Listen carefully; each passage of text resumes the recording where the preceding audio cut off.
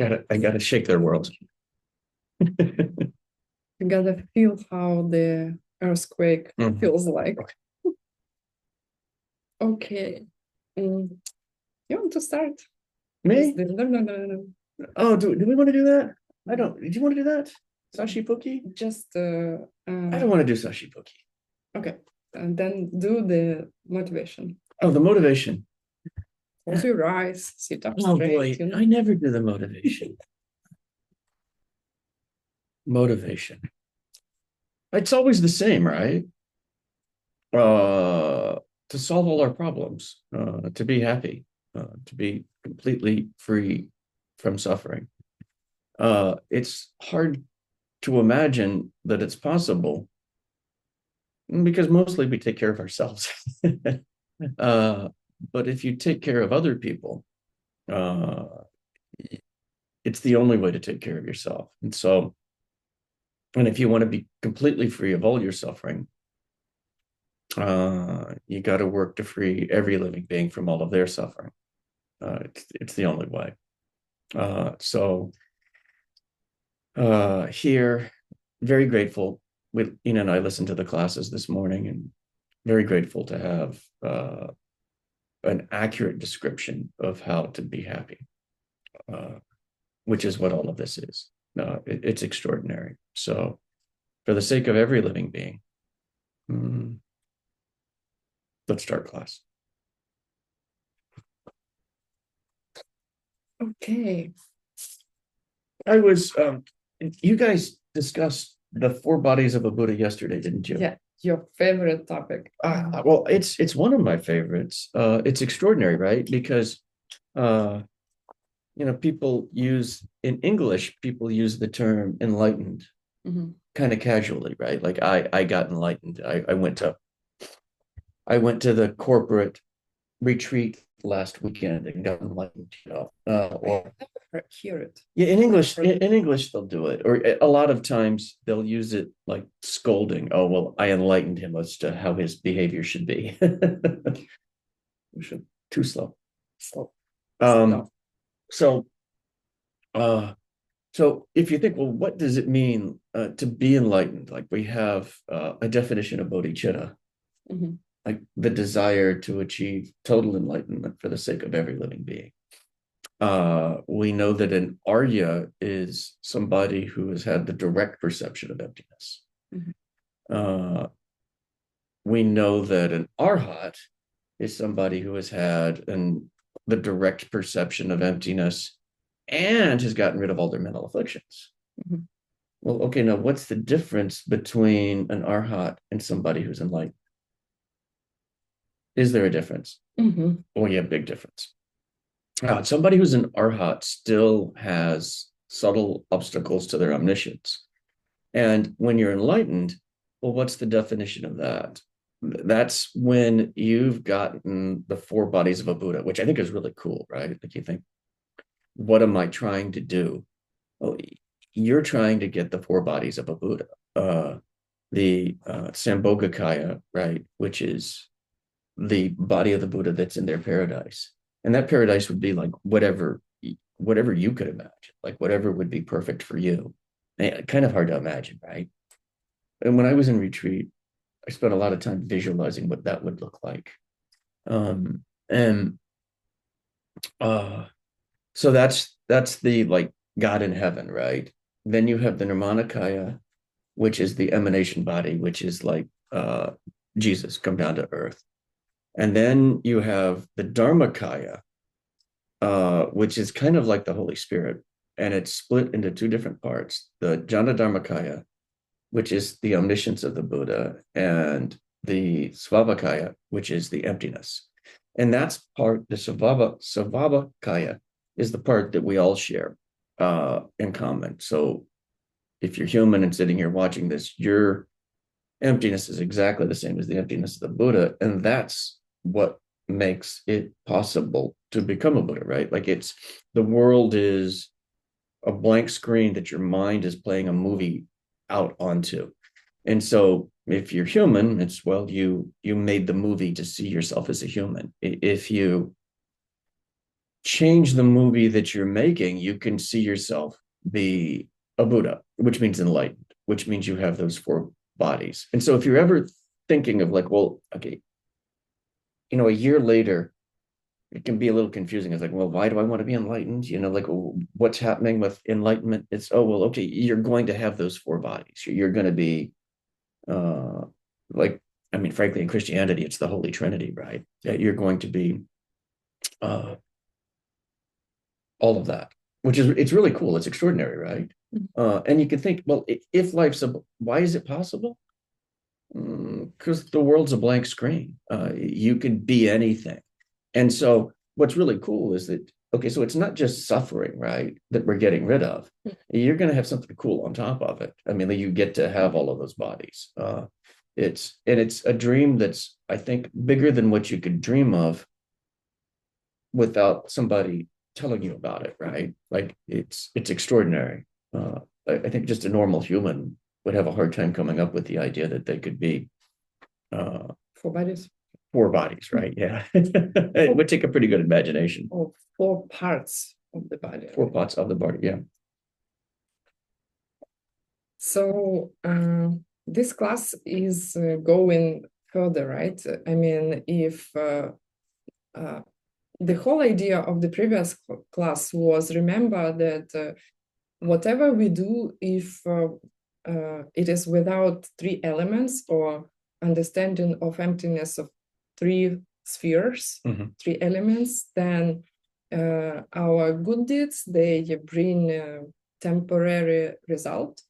And then it's like our bank accounts goes back to zero time and time again.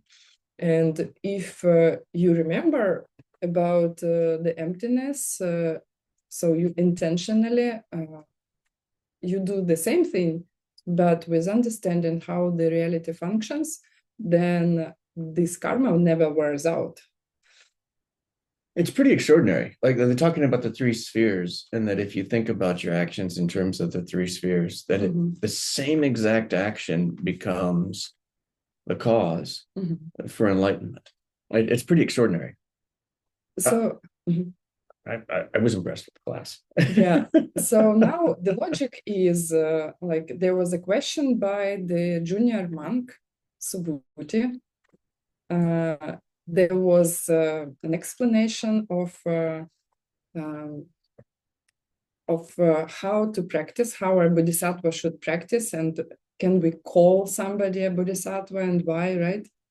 And now, I mean, what about those teachings? What will happen to these teachings? What is the future of this teaching, right?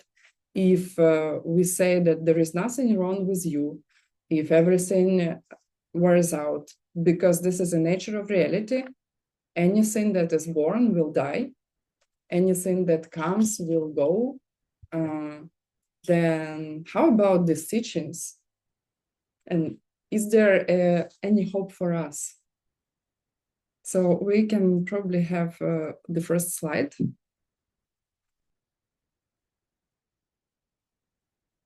Then this young man, Subhuti, he asks the Buddha a question, and the Lord Buddha gets upset with him. Oh, yeah, angry. Kind of. He gets a little bit emotional. Subhuti asks, like, what will happen in the last 500? And the 500s here is about last period in the cycle of in the future of these teachings. Like, what will happen at the time when it will be close to dying, right? And the Lord Buddha says, you should never ask me this question, which is a very interesting answer, right? We will talk about it a little bit more. But in order to understand what will happen in this last 500, first we need to remember that any karma wears out, including these teachings. And it's very honest from, Geshe Michael was saying again and again that this is what attracted him in his time. And if you will think about it, I mean, the founder of the religion, one of the biggest in the world, in his teachings, he talks about time when this religion will come to an end, right? Mm. I mean, he just started the thing and he says, yeah, there will be time, there will be no teachings anymore. And this is how it will go. And it's interesting because he says that in this commentary, they talk about physical dharma or teachings and in forms of realization. And why they call it dharma? It is in Sanskrit, there is a word like the root is dur, and dharma is translated as a thing, and also existing thing, and also these teachings, like this is the connotation of the word. And also dur is to hold to something, right? To hold something as existing. So it exists in two forms. Physical dharma was sometimes called baskets of teachings, like books, recordings. Somebody will be watching this class on YouTube, right? The recording. So for you, this is physical, even though you cannot touch it, but the recording is also kind of physical dharma. And when we were last time in Diamond Mountain, and Geshe Michael was teaching about 5 houses, right? He was saying that, like, yeah, okay, we build those stupas, they will stay for a long time. It's physical. And Dr. Wu is building physical stupas, and I'm building, stupas inside of people's minds. Like, I change people for the better, right? I mean, I influence, and people get these realizations. And what is this? It's basically you understanding better and better how the reality works. And based on your understanding, you gradually come to direct perception of emptiness. And then you get your cessations that bring you to nirvana, basically.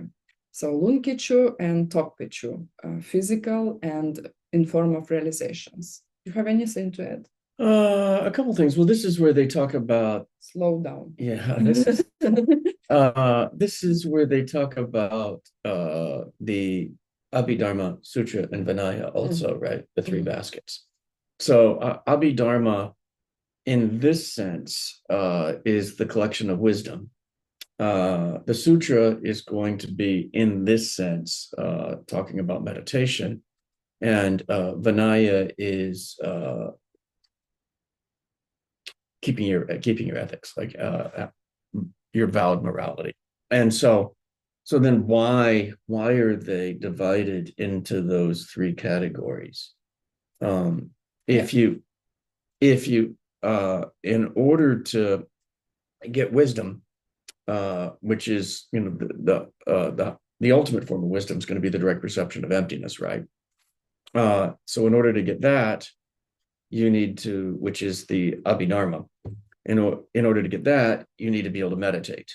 And so in order to have the direct perception of emptiness, you can only do it if you've reached a high level of meditation. It's the preliminary stage of the first level of the form realm, where time is no problem. Is the formal name of it. And so you actually have to get to a level of meditation where your mind isn't even in the desire realm anymore.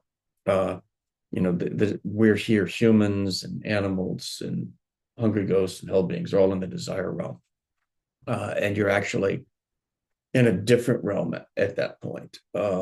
And you can do it in meditation. That's actually relatively easy to do that much easier than having the direct perception of emptiness. And but once you're there with that meditation, then you can have the wisdom. But before you can reach that level of meditation, you have to be able to you have to be keeping your morality, Vinaya, the third one.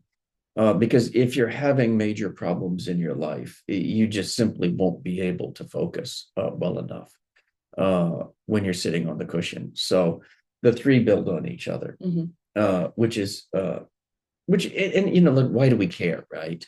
Well, you know, again, this is how you're going to solve all your problems. This is how you're going to reach all your goals. This is how you're going to discover goals that you couldn't even dream of, right? So, and also because this is how the humanity will be losing these teachings in the same exact order. So first they lose Dharma in form of realizations, and then they will lose or they are losing the Dharma in form of books, recordings, etc. I remember in the class, in the original class, Geshe Michael was talking about hundreds of Indian places he visited where books were just dusty and nobody, I mean, not only Buddhist books, Hindu books probably also, right? Because people do not understand them anymore. There is nobody who can correctly explain it. Well, I would say that there are people who can explain it. Like for us, when I started, you know, more than 30 years ago, I was like, does anybody know what they're talking about? You know, that was a very real question. And your karma can change for that also, right?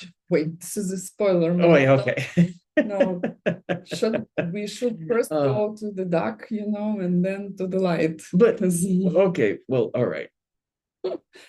Okay, so I'm not shut for a minute. So this is how the humanity is losing those teachings. First, the highest realizations. I mean, people do not get to direct perception of emptiness, basically, right? The realization in their minds. Then they do not know how to meditate. They don't keep their morality anymore or ethics. And then there are just dusty books and nothing else. And then it's all gone. Everybody dead. Well, it was a little disturbing when we were at Diamond Mountain. What was it? A couple months ago now, a month or two ago. We went for for the teaching on the 5 houses, which, if you guys don't know, they're going to take these teachings and put it into 5 different areas of emphasis. And so we were there for that, and they built these stupas, which, you know, monuments, right? Each one's $1 million. And the one that we were looking at, it was made out of pieces, like huge pieces of marble. They had to take the marbles. Interestingly enough, it's getting mined just on the other side of the mountain from where Diamond Mountain is. And then in order to make the pieces, they had to ship it all the way to Portugal to get them shaped properly and then back. Just crazy. And it's still less expensive than in the US. Yeah, I would have thought that for that amount of money, you could have just like rebuilt the factory to carve it. But anyway, what was a little surprising is when we saw it, it's in pieces, like big, huge pieces, right? But they're basically cemented together. And I was talking with the guy who made it, and he said, yeah, the first one that he made is already showing signs of wear. And so they're going to change the cement. And I'm like, wow, I wished you had done it more solidly, right? Because what they've done with this recent one is they took all of the teachings from DCI, the Diamond Cutter Institute, and they put it inside the stupa and they sealed it all up. There's no door. It's all in this huge, you know, I don't know how many tons the stupa ways, but it's this massive marble structure sealed inside, cemented up. And then Geshe said, well, in 500 years, somebody may find it. It will fall apart and they'll rediscover it. And I was like, oh, well, that's a little scary. That means it's going to get lost in the next 500 years and somebody will have to rediscover it. Or like just the idea of 5 houses is scary for me. Why? Because people are losing karma to do 18 courses. You have to do it all, right? Yeah, people have difficult time to find time to meditate.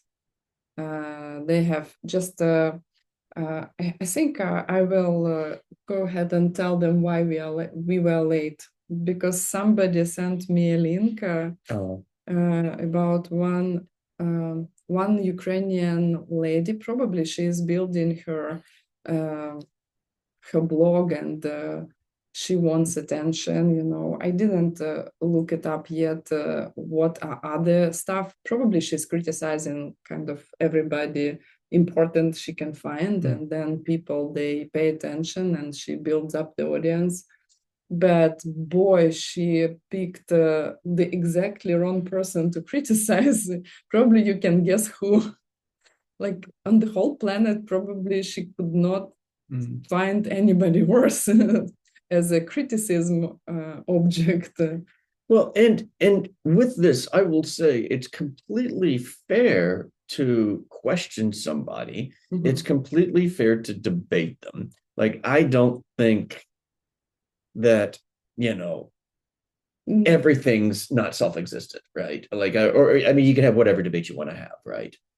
That's completely legitimately fair. What gets people in trouble is when they get angry and they want to hurt somebody, and then they make a long video talking about you are blah, blah, Yeah, okay. Basically a person did a lot of research on not enough research, because some of the things they said were absolutely false. Yeah, I mean, for a person who is not an ACI student, she did a lot of work, but unfortunately she made the exact wrong conclusions, and she spread that like already 10,000 people viewed the video. And I was thinking, oh my God, poor lady. I mean, if she would know what we know, what happens to people who criticize Geshe Michael and they're getting angry at him instead of trying to understand, she probably would never ever spend even one moment. It's literally like watching somebody drink poison. Yeah. Again, it's not only that you're free to question, it's like our job to question these things, to challenge these ideas, to decide for yourself. So it's not like you have to believe something, but oh boy, if you're attacking somebody who's trying to help people. And she did. And yeah, well, I mean, frankly, I've seen people do that and then they don't live for very long afterwards.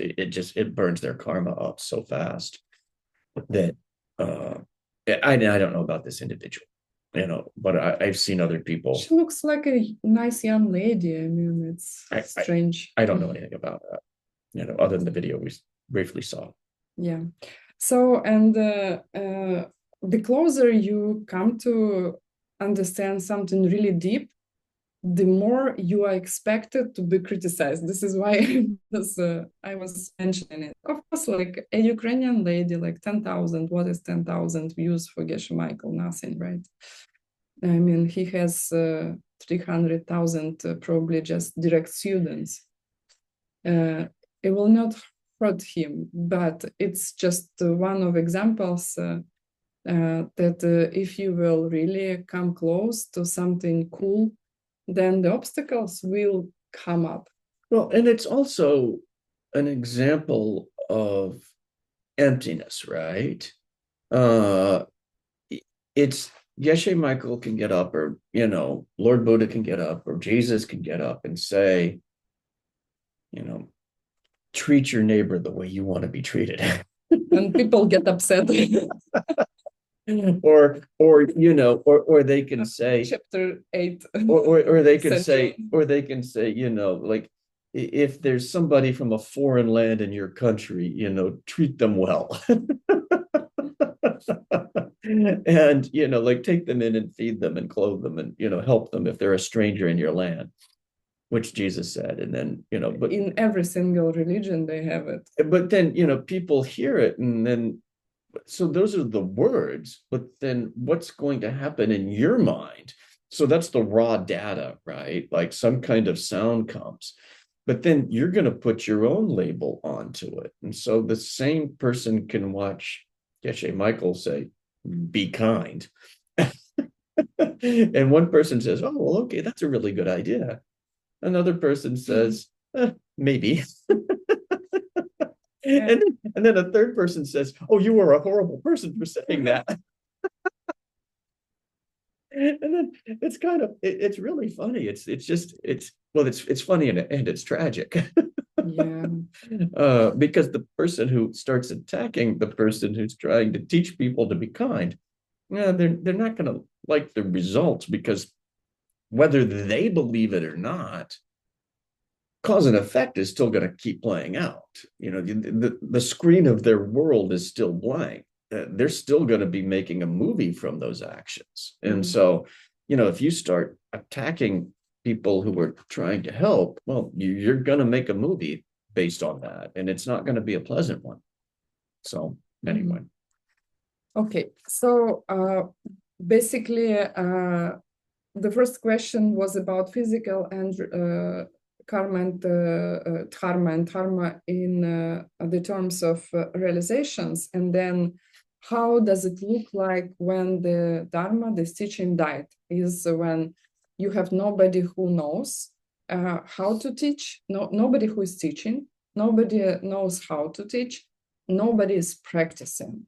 Then you have only books, then it's dead. Mm-hmm. One of the interesting things, again, from the class is that, and I found this a little encouraging. There's different sets. Are we going to talk about the 500s? No, let's first. Can we see this next slide, please? So we have to finish with the two kinds of teachings. Yeah. So what is required according to Master Vasubandhu for each of these two kinds of teachings to still be in the world?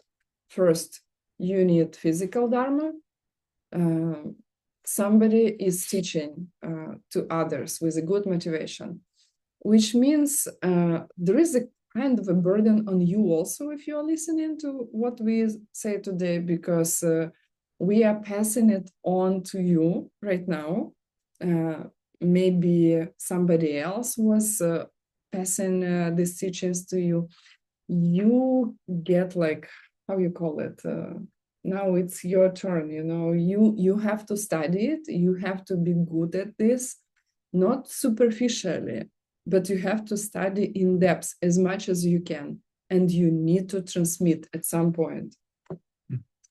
So, and second thing is the dharma of realization remains in the world as soon as somebody is doing these three trainings, ethics, meditation or concentration, and wisdom, and practicing these teachings in order to reach enlightenment. And Geshe Michael, it's interesting because I didn't hear for a while these old recordings, and then listen to them again. And it's funny, but nothing changed. Like exactly what we can hear from him right now, like in 30 years, right? Mm-hmm. Since he taught it for the first time, almost 30 years. There's literally zero changes. Like he said, I don't believe that we should convince somebody like this lady who does not know what she's doing to herself even. We don't have to convince other people that these teachings work. I'm slowing down. Mm-hmm. We don't have to convince anybody. But people who are in trouble, people who are interested, people that you see that may have interest to these teachings, then just tell them what you understood or what can be helpful, or send to somebody who can teach them. He does not believe Geshe Michael, and like he is talking back in the 90s that he does not believe it will be helpful to do the same they have done in Tibet, like monasteries, all the structures. He says that now it's up to us, independently on whether somebody has monastic vows or not, to first understand these classes, second, apply in our lives, and then go and help somebody else. Sometimes even you don't have to say this, it comes from Buddhism, because, in different countries, people react differently to this approach. And it is not about Buddhism. If you will research carefully, every single big religion, at the very least, they all have some kind of mystical part in it, like mystical Christianity, or like Sufi way path in Islam, or like Kashmir Shivaism and Hinduism, they all have something that goes deeper than most of followers can go, right? There is a superficial level, almost ritual level, and there is a core. And in this core, they all talk about the same thing. Do to other people what you want to get yourself, because basically you're kind of doing it to yourself. Well, you don't have to go to the mystical level to hear that. Yeah, and that's the statement, treat other people the way you want to be treated, is pretty fundamental and one of the first things that they teach. But it comes out of the realization that people have had in a deep state of meditation, where they've seen emptiness directly. They've seen cause and effect. And so it's coming out of the mystical tradition. Yeah. About emptiness, you definitely will not hear in the. So it will be about ethics mostly, well, not about wisdom. But at one point when I was in retreat, I was going to pull out all the examples of emptiness in the New Testament. And then it was basically every page in every chapter. And I was like, okay, well, that's kind of a useless exercise. It's like everything's about it, which would make sense, right? If that's how you're making the movie, and he's trying to tell you how to make the movie you want to see, well, it's all going to be about emptiness and cause and effect, which are two sides of the same coin, right? Yeah. Or it's the blank screen in the movie. Yeah, and all this training is with one purpose. There is an exact moment in your life when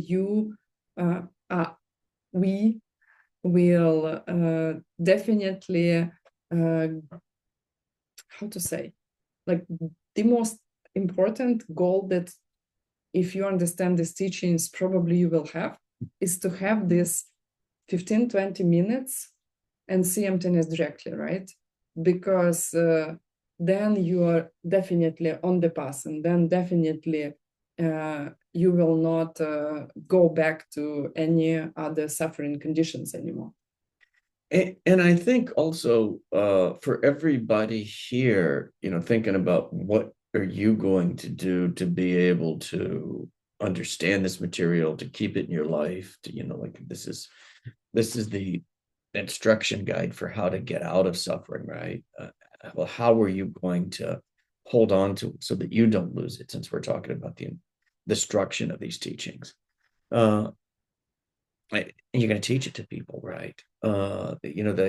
That's how you're going to hold on to it, is everybody individually, even if it's just casually living through example, right?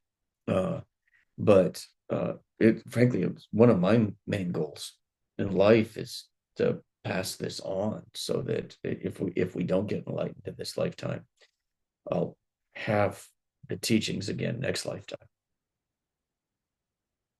Yeah. So let's come to the depressing part. So the young monk, junior monk Subhuti says, like, what will happen in this life of last 500s? And the last 500s is about Dharma dying, right? Will there be anybody who will understand these teachings? What last 500s is he talking about?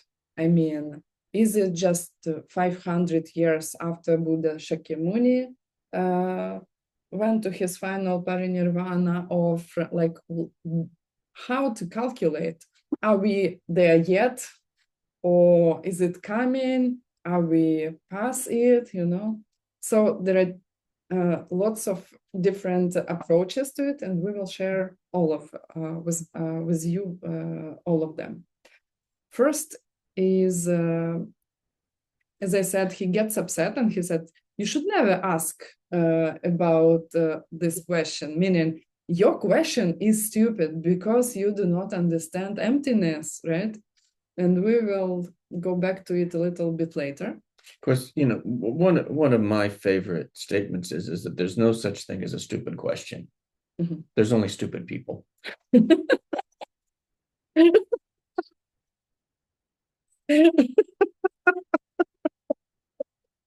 All right. That was a joke. So he asks this question, and do you remember that even stupid question was asked by somebody who is actually Manjushri in disguise, right? Okay, I'm asking a stupid question because I expect you to tell everybody else that it is stupid, because they have to figure out why it is stupid to ask this question, what will happen in the last 500s, right? Yeah. And he said, oh, that's a stupid question. Okay, he didn't say it directly, but you can understand from the context. Then he says that, but even the question is stupid. This is my commentary on it. I will still tell you what will happen. There will be great beings, bodhisattvas, who will still understand these teachings. Mm-hmm. And you can feel, really, there will be somebody, okay? Now, think about who those beings will be, okay? Let me, can I have the next slide? So he gives in different places several descriptions of how long the teaching will last. First, Dodekelsan, Sutra of the Golden Age. The Golden Age of Dharma in its pure form will last only 500 years from the Buddha passing, then another 1500 years in a form which is a shadow of that. Very depressing, because definitely we are past this time, right? Okay, I don't like this one. Let's read the other one. Second sutra, and it's amazing because he talks about it for several instances. At several instances, Sotren Chenki Tokju. So it's a sutra of the string of fingers, or Angulimala Sutra. Angulimala was the man who wanted to follow spiritual path, had a very crooked teacher, like really his teacher was a bad teacher, because he taught him that if he will kill 1,000 arhats. Did he say arhats? Was it arhats? I don't remember that part. Yeah, I don't remember if arhats or just people. I think arhats, because the last one, he killed 999, and the last one was missing, and he decided it should be Buddha Shakyamuni. Strange enough, Shravasti, where he was teaching where he was teaching the Buddha Shakyamuni, was near Angulimala's house. So it was convenient. he came to Buddha Shakyamuni and said, I want to kill you. And the Buddha said, you know what? Okay, I'm ready. You can kill me. And the closer Angulimala would come to the Buddha, he would have a perception that the Buddha is running away from him. Mm-hmm. And the faster he would run, the faster the Buddha would run away. And he could not keep up with him. And he said, can you just stand and I will kill you? And he says, I am standing. It was impossible for Angulimala. He didn't have karma to kill the Buddha Shakyamuni, not talking about the fact is it is impossible to kill an enlightened being, right? Yeah. What's interesting about that is, okay, so the distance, is it really possible that you could run after a being and then the faster you run, the farther they got away? It's related to, is it possible that somebody's seen these 5 different sets of 500, right? So like some of these were, if it's a sutra, it was written 2,500 years ago, right? Did somebody 2,500 years ago see what was going to happen? Is that possible, right? Well, if you're a human that's experiencing time moment by moment, it's not possible. But even your experience of time or distance, well, it has its own emptiness, right? Like time doesn't have to go at the pace it's going. And if you're enlightened, you can see everything in the past, in the present, and the future. But even before that, like your vision or your awareness of time starts expanding. You can start seeing what's going to happen in the future. And it's not an on and off switch. Like people, uh, uh, I mean, frankly, I would see it when I was a trader for a while on a big futures trading, and there were people down there that were making a living. They knew where the prices were going to go. Like in my economics degree, they'd said, "Oh, well, the market's perfect and it's not really possible." But then you're down there, like people making millions. Like they had a sense, and it wasn't like they directly saw. To my knowledge, it wasn't like they went in and said, "Well, it's." Price is $10 this morning, it's going to be $12 in the afternoon, but they had a sense of it, right? Like a feeling for it. Mm-hmm. And you'll see people, they have, like businessmen, they'll have a sense of where the market's going to go, or they'll have a sense of where the trend is. But then it can get even more specific, like, right, that's kind of like a rudimentary early phase of like they can see where time's going to go. But people start having like a direct sense, oh, that's going to happen. I've seen people, there are oracles, there are meditators, and I've seen them tell people, this is going to happen in 2 or 3 years. And you're like, really? Really? Well, and then it did happen. So there are people here on this planet that can see specific events in the future. And so, and you understand the way that the emptiness of time, right? Like that we're, as a human, experiencing time moment moment by moment in a linear fashion, right, where you're only on one point on the line, but you can imagine how you mentally you could rise up off that line and like see the whole line, right, at one time. But same thing with distance, right? That's how you'll hear stories of yogis that the people will be running and the person's walking next to them, or they'll travel fast. And it's because even distances, it's not self-existent. It's not like I'm a human and I can only travel at 10 miles an hour or whatever. It's so anyway. Mm-hmm. Okay, so it's all also empty. Also empty. The next sutra, okay, we didn't like the previous one, right? So what does this one about the Angulimala sutra says? The Buddha's teachings will last only 1,000 years. I don't like this one either. No. Let's see the next one. So then there was a sutra, Dawa Ninpe Do, requested by the essence of the moon. says that it will last 2,000 years. No, not this one. We can probably see the other slide. Then there is the Sutra of the White Lotus of Compassion, Ninja Pekar. Says it will last 1,500 years. Okay, by that point, my love,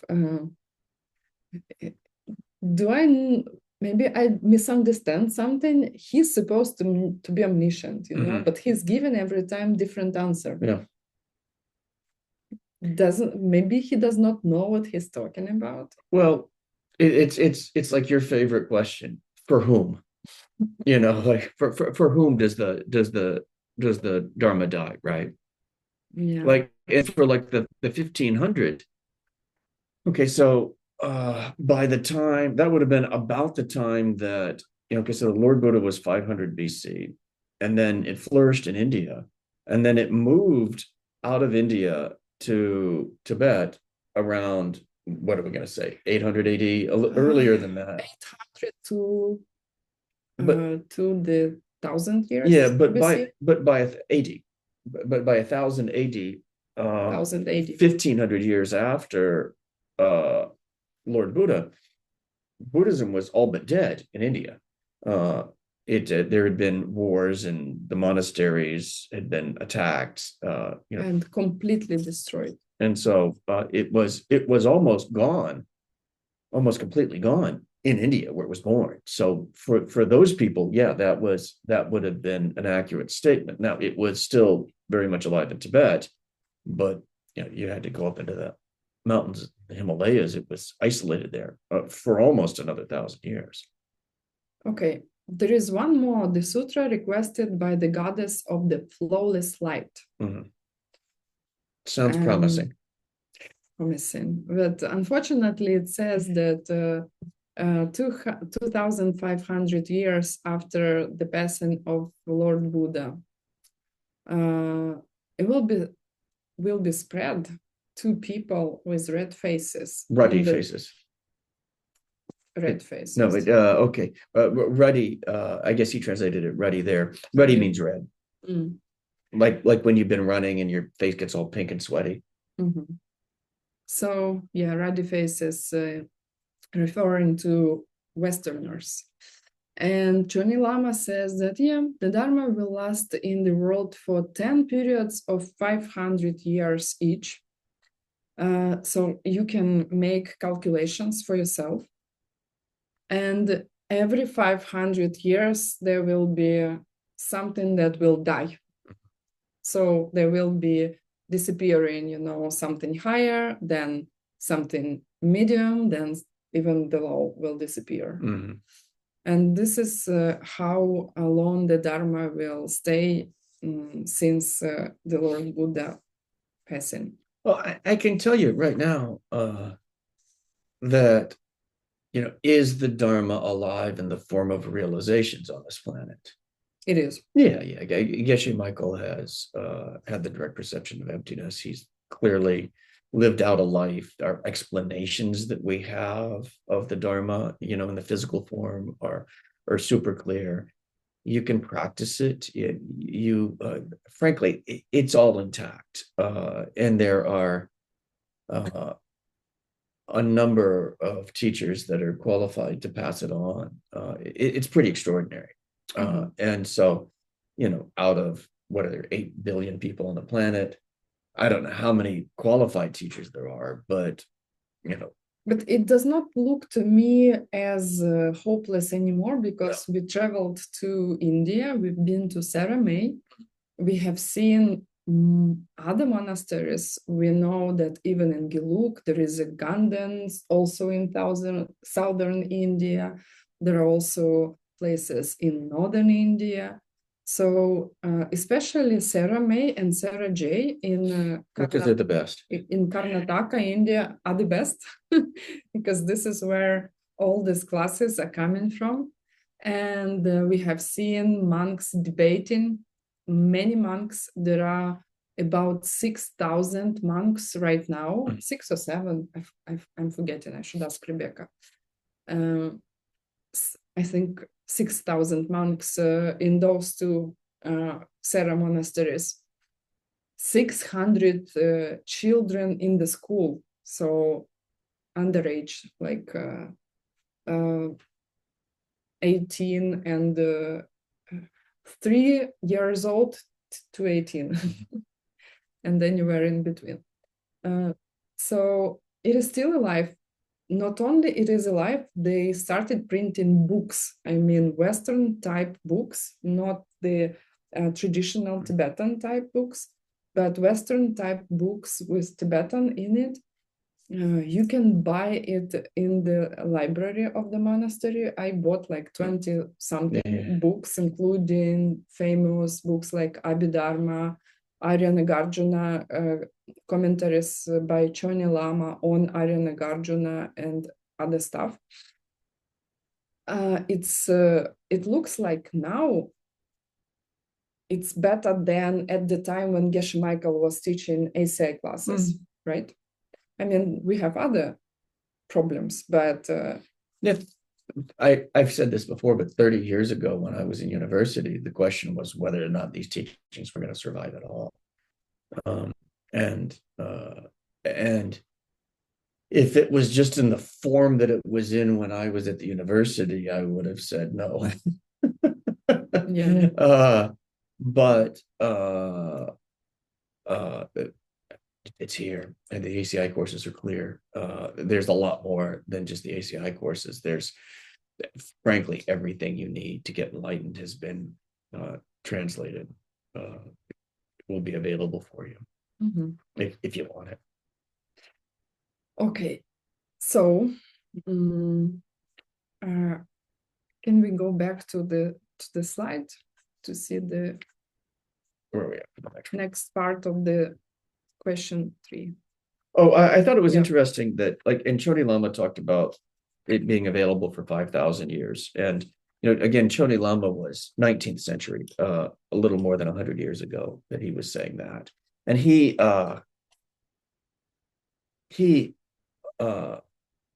was reputedly third level bodhisattva. So he would have had the direct perception of emptiness, and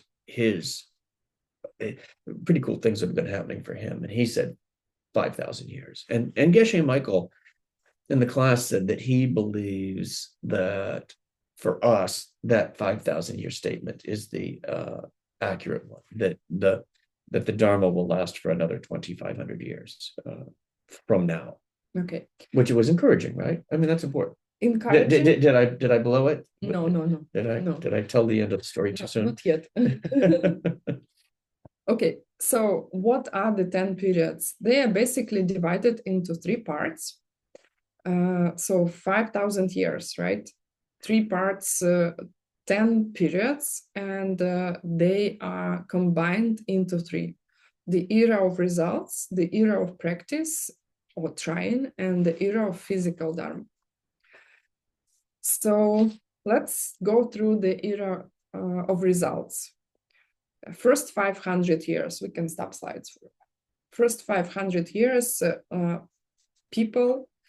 lots of people become arhats, meaning they see emptiness directly, they purify their mind stream from mental affliction, stop them forever, boom, arhats in the first 500 years. Second 500 years, lots of people become non-returners. It means they don't have to go to desire realm anymore, right?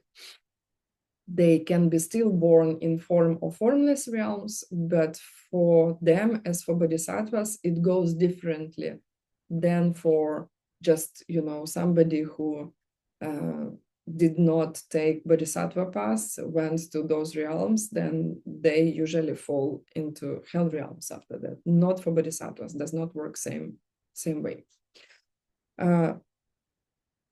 Then what? After 1,000 years, next to 500 years, lots of people become stream enterers. So still people see emptiness directly. It was a long time ago. Yeah, well, and More or less 1,000 years ago. and they're Even Jetson Kappa didn't get into this one. uh well, and if you remember, they're called stream enterers because once you've had the direct perception of emptiness, you've it's like you've entered a river that's going to carry you to enlightenment. Well, if you're on the Mahayana track, but you've uh we're going to assume you've had bodhicitta. So if you have the direct perception of emptiness, you're a stream enterer, and you're definitely going to get out of suffering. So you're going to get enlightened at that point. That's it. 1,000 years ago, the era of what we say results was over. Too late, guys. Well, and again, it's like they talk about when Lord. All right, it's better than that.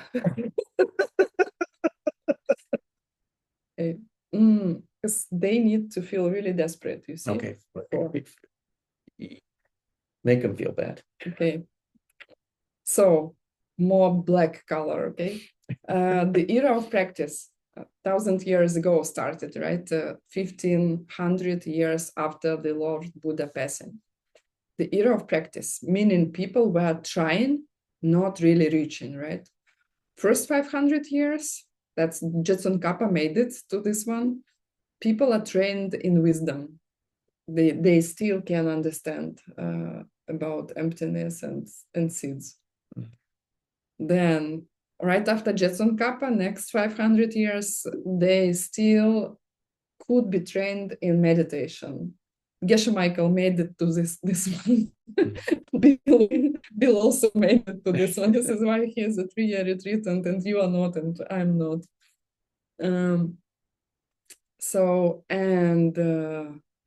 Recently, the sixth era started. People are still trained in morality, in ethics. Tashi Dele, congratulations, you made it to this one.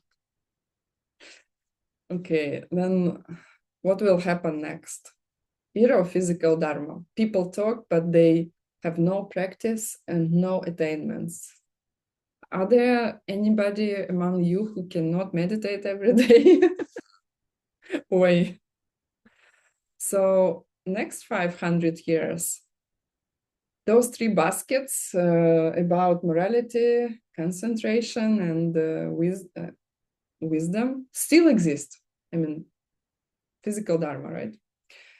Then 500 more years, sutra baskets still exist, meaning it's about training in meditation. People, they have information about it. Nobody practices. Then morality baskets still exist 500 years. People, they know that there is such a thing, morality. Nobody is interested in it anymore. And then the last one, number 10, era of just a trace. Nobody understands or practices Dharma. Oy. What should we do with a drunken sailor? What should we do with a drunken sailor? What should we do with a drunken sailor early in the morning? I mean, it's very, I don't know about you. I mean, we are making jokes, but it's pretty serious, right? Because it's a prediction by reputable saints, right? Who were not wrong in other cases. I mean, you look out and you see a lot of ignorance in the world, right? I mean, and then why do we see ignorance? Yeah, what, right? That's the movie I made. Yeah, it looks like we are now in the era of 5 to 7, right? More or less. Still somebody is meditating, not much. People, they really can keep their morality still. I can see it. I think there are consistent meditators. Yeah. But also more and more people, they don't care about ethics, what I see. What should we do with this, right? And what is the correct one. So basically they say that about Dharma lasting 500 years, 1,000 and 1,500 years were about different stages of the Dharma in India. Then also some of them were to scare students and to get them motivated to practice. I think that's fair. I mean, this is, I mean, I would say that for our practical purposes, this is a living lineage. You got it. There are, the teachings are authentic, they're clear, they're available. It is a miracle, right? Like if you have access to the internet, you can have access to all of these teachings, and frankly, I don't think many people could consume all of the clear teachings that are available. There's just so many thousands of hours that are there. It's really like, Geshe has been extremely productive. And there are people who were doing it. There are people who are actually practicing it and moving down the path. It's living, it's alive for us. I think that's I wanted to tell you one story that happened to me in the college because Geshe Michael was teaching me among 34 other students of the college this exact class. And they gave us, they printed for us the Diamond Cutter Sutra in English, but in the traditional Tibetan, format, these patches, those books. Yeah, we are in the office today. I would show it to you. Maybe for the next class, I will show it to you. And what happened? They gave us those patches, and one page was missing. We figured there was one page missing, like unintentionally. It was just gone. The page that Dharma will wear out. And I was thinking, wow, that's an interesting thing. I mean, if something goes wrong, can I get it right? If I understand how the reality functions, probably this is what I should do, right? And I don't know about you, what you see. When I first started to take ACI classes with Peter in Kiev, we were like 15 crazy people in the room, 15, maybe 20 at maximum. He was sitting on the table. It was very weird. We were coming to the classes. It was weird. A guy teaching Buddhism who is an Austrian from an American Geshe, like all of it was weird in the middle of Kiev, and the organizer at that time, Igor, was giving his office for the classes. Sometimes we would rent it. Sometimes Peter was paying to come, like his own money, of course. People would not realize how much it costs for him. And there were like 15 people. There was nothing translated into other languages. My English was not good enough to understand the recordings, I needed translation. I was all weird. Nobody would take vows because if you take vows, you have to keep them. Dangerous trap. Nobody was doing homeworks because, oh boy, homeworks, life is hard enough.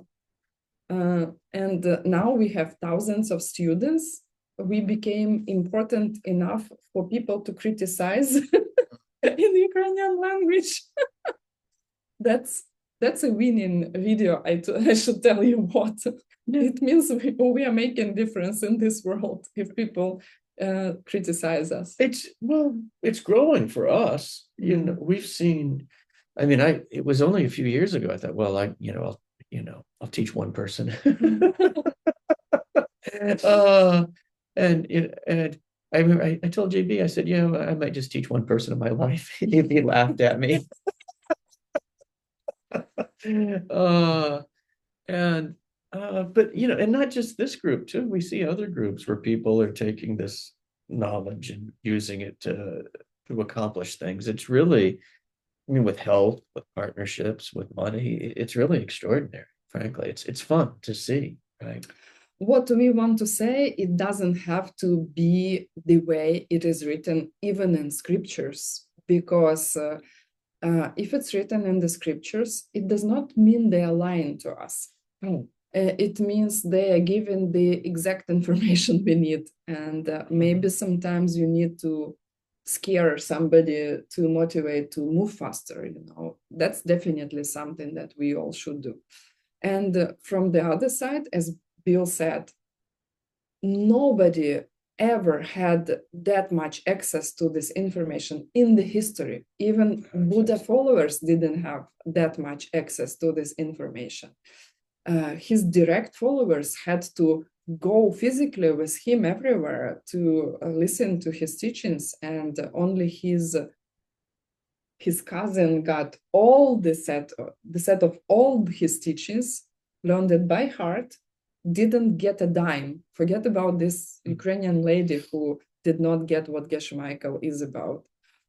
Buddha's direct cousin learned by heart everything he ever taught, didn't get a dime, split his Sangha, the initial community, planted the worst seeds in the history. He's a champion because he tried to kill him and he split the Sangha, the worst thing you can do, he did.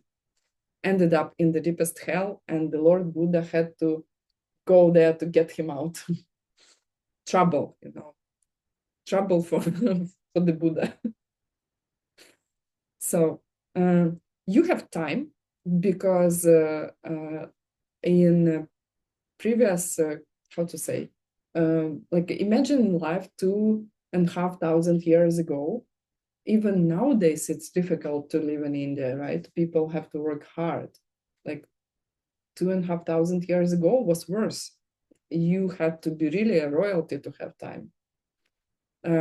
Even you have jobs, you still have time to listen 1 hour every day something, or maybe 2 hours when you go to your job and go back. This is how I was doing at the very least. Almost all my ACI, I did this way. I was listening on the way to my work and back and doing homeworks in the evening.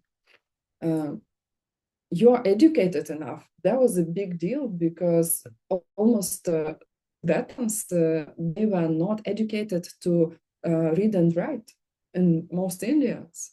So like half of your spiritual path would be to learn how to read. Can you imagine? Nowadays, it's a little bit better. And also, you only live in the country where you will not be killed for what you practice, you know. You can sit, close your eyes, meditate, and people will not kill you for this. That was not the case necessarily in other countries before. So we have this opportunity.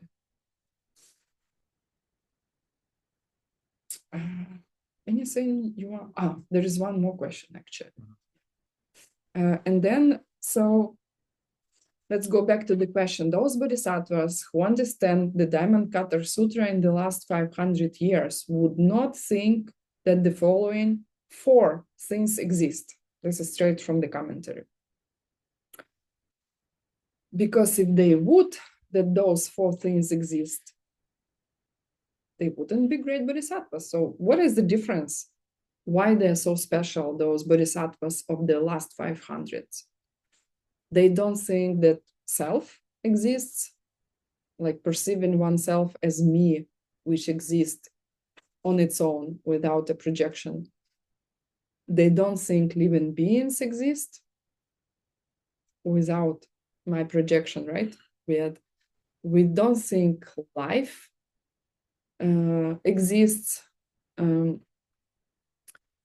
like what I call my life, you know, this stream of my moments of consciousness, the stream of my moments of consciousness.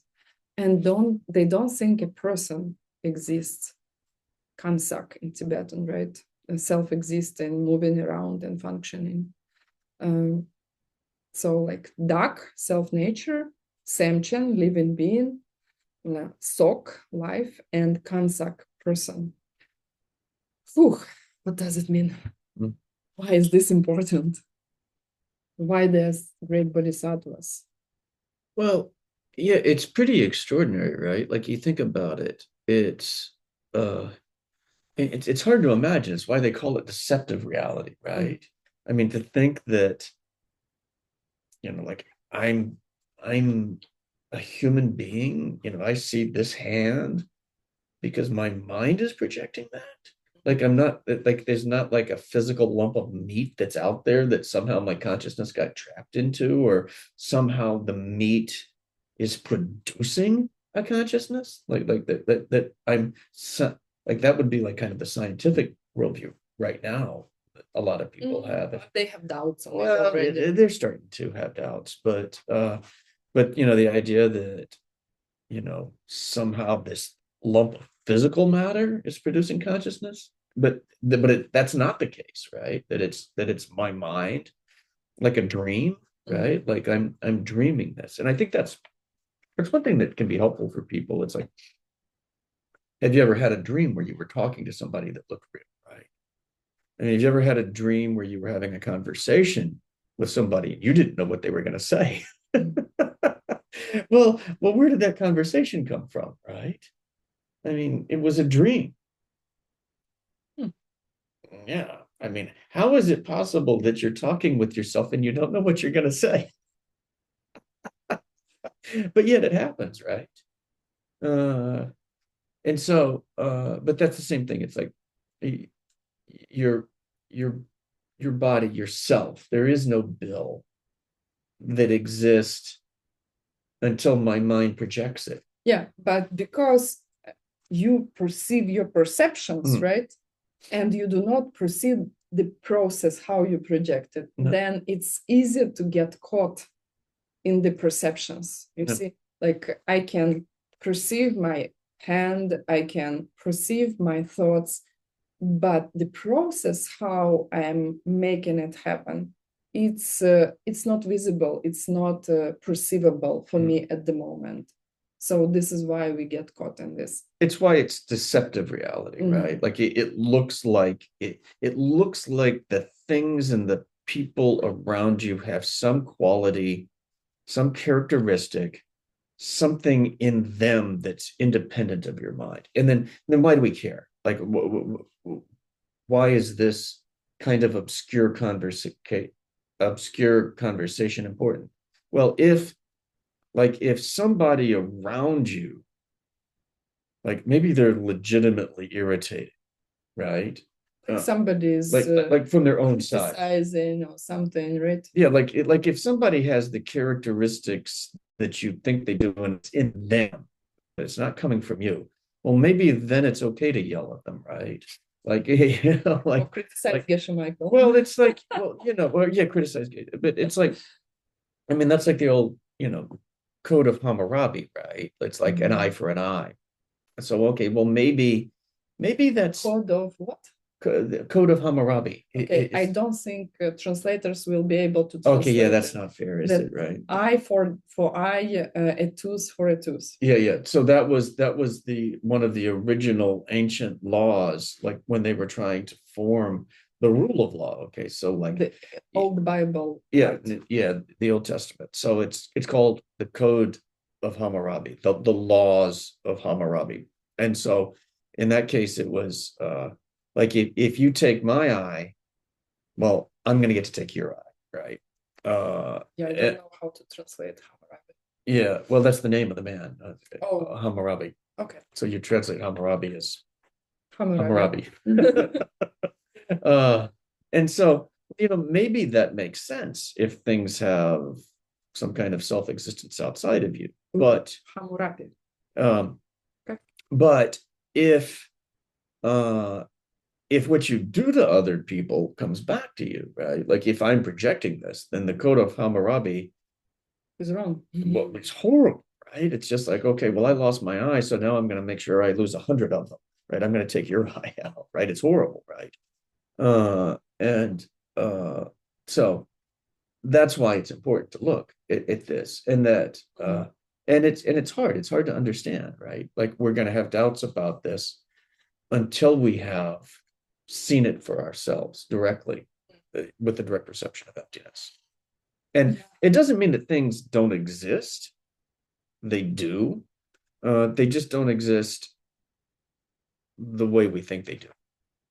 Does that make sense? Yeah, I just want to go back to this answer that the Lord Buddha gives, right? That they will not, why they're so special, those bodhisattvas of the last 500s. They don't believe in dark self existing on its own. They don't believe in living beings existing on its own, Semchen. Sok, life existing on its own, and Kansak, personality existing on its own. Because if they would do this, the Hammurabi thing, right? Well, maybe they would, or maybe it makes sense, yeah. Yeah, and instead, what they will do is what actually Jesus was teaching, right? If somebody slaps you on one cheek, you happily run after and say, "Can you please hit here?" Well, that's a bit of an exaggeration. Sort of. A lot of exaggeration, but basically, not getting angry is the highest practice because it's so difficult, and you can destroy all your good seeds by getting angry at somebody. If somebody is criticizing you, shooting bad videos about you, like it's very difficult not to, but it is the most precious thing in these teachings. It's higher, more valued, according to Geshe Michael, than even sitting in a cave meditating for whatever years or anything else. Well, it's the lack of a self. It's scary a little bit, right? Like, like I don't really exist. But then you do.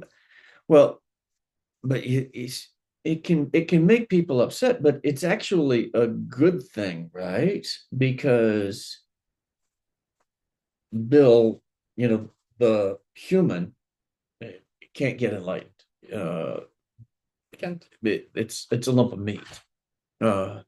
And because there is no self, you can be something different, right? It's what gives you that lack of self, the emptiness of Bill is what makes it possible to get enlightened, right? Like Okay. I can have a difficulty. I have an idea how Okay. to demonstrate it. Okay, this is a blank piece of paper. And can you imagine I can draw something here, right? It's completely blank. I can draw anything, maybe a masterpiece. Maybe it will be a flower or a sun. I can draw a car. I can draw my husband there. I can write something on it. I can draw weapons probably also. Maybe not great idea, but I can. It's completely empty. I can do anything. Okay, this is you, completely empty. Now,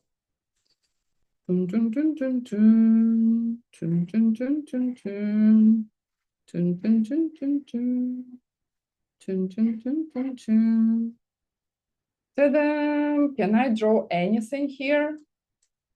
No, it's already, the emptiness is gone. Well, that's not true. There's something. Well, actually, there's that's not. I cannot remove it. Well, the flower has its own emptiness, right? So, like every emptiness is always associated with an object. So, like that flower has its own emptiness. Yeah, but for the sake of the example, it's not empty anymore. You see? Well, no, that's not true. No, I mean it has its emptiness. Yes. Has the seed ripened? Yes, but I cannot. There is flower already. I cannot draw a tank or a car because there is flower already. Yeah, the seed ripened.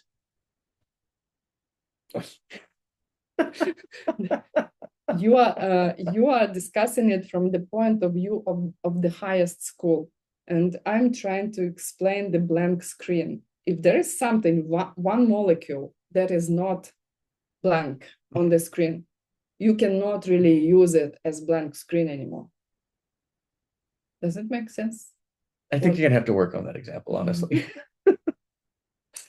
Okay, it's a tricky example, but the thing is, if there would be something in you that would not be empty, it would be same that something is already on the paper and I cannot do everything I can with it. There is something already there.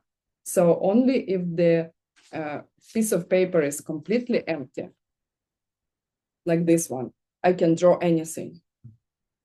Okay, that'll agree. Okay. Okay. I think we had questions. If you have questions, maybe we can answer one. That means we are all projecting you now and ourselves. Right, correct. Thank you for projecting us. I have a question about the body of light. What is the light that an enlightened being is made of? Is this physical? What do they talk about? Is the light physical? Yes, it is physical.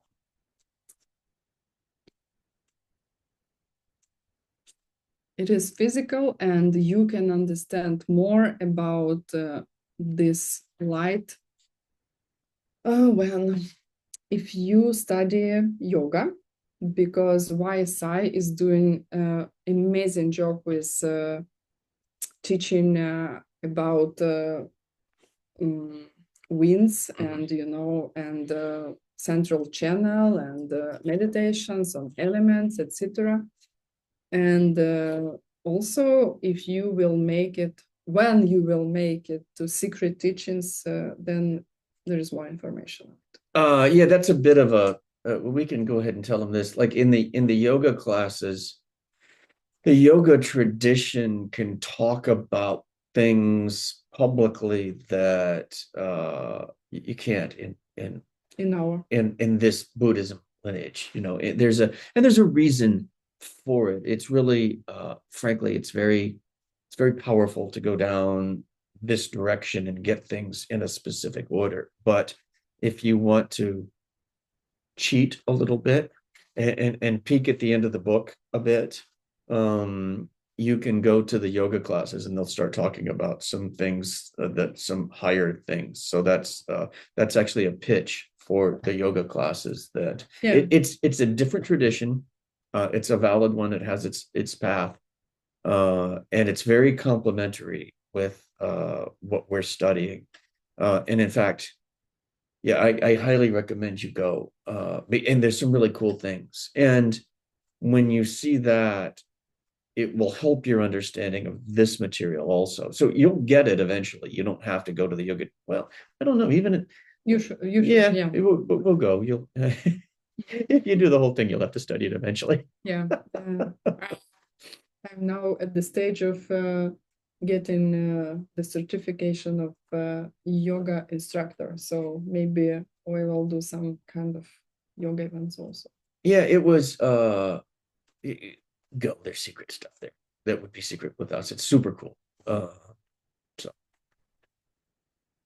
okay. Is it possible to get a meditation from the homework? Just an example on how to do it. We will take a look at the meditations. I don't think they're complex here, but we need to take a look. And that's where please do the meditations, do the homeworks, do the quizzes. We will teach you the entire path all the way through for free. We'll teach you the 18 ACI courses. We'll teach you the 18 advanced courses, but we won't teach anybody who didn't do the homeworks. If you don't do the homeworks, it's pointless. It's like, And if you feel that it's difficult for you, get a karmic partner to study. Yeah. You need a karmic partner. It's almost impossible to finish these courses without a karmic partner. And I'm absolutely firm and committed to that. Like that in order to get to the advanced courses, you're going to have to do the homeworks and be certified by ACI. So like whatever they're doing, God bless them. It's not my lineage. You have to have the certificate from ACI for all 18 courses if you want to go on to the advanced courses. And you do want to go to the advanced courses. They're super. It's exciting. And so. Okay. Close your eyes, sit up straight, and think about all the time that you spend here with us, listening to these high teachings. And make a decision that even maybe you don't know how these teachings will help you and how you can help other people with these teachings, but make a decision to use it well to help other people, even you don't know yet how.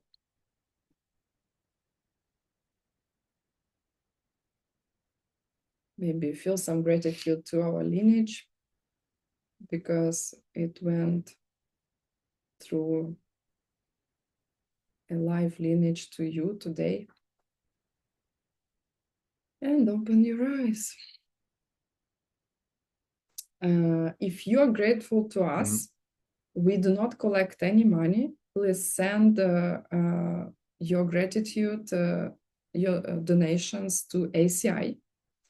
And also ACI always needs volunteers because it's a charity organization. It's non-commercial. Our volunteers are getting burned out, and you can plant great seeds by helping these teachings to spread.